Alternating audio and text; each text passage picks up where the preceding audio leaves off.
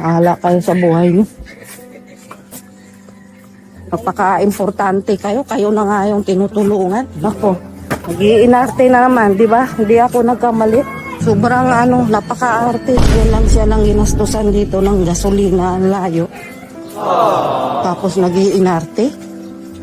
Kala mo kung sino siyang napaka-importanteng tao. Iinit-init, ang mahal ng gasolina. May nag-chat-chat na ipasundo, magpasundo, tapos ngayon wala. Nag-iinarte, nagpas. Grabe, may bata kang tutulungan. Tapos sasabihan mong nag-inarte at parang feeling importante. Tapos isusumbat mo pa na ginastusan ng gasolina. Tanong ko lang, tumulong ka ba o nanumbat ka lang?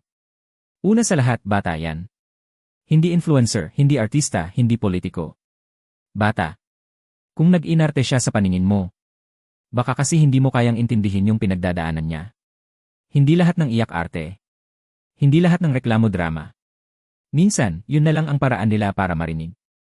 At dun tayo sa gasolina. Wow ha, parang ang laki ng investment. Anong gusto mo? Medalya? Resibo? Palakpakan? Kung bawat tulong may kasamang sumbat. Hindi na yan tulong. Utang na loob na may interest. Real talk lang.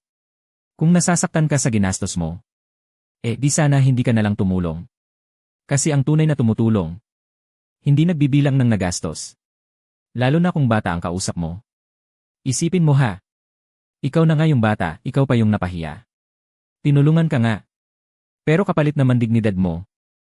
Hindi kabutihan ang may kasamang panliliit. At lalong hindi nakakabilib ang tulong na may kasamang sumbat.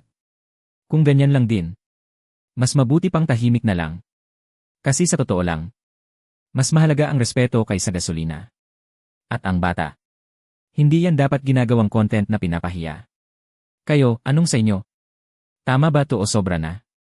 Comment nyo sa baba, walang preno to. Follow nyo na rin ang Ronyo Mix Vlog para sa real talk na walang arte.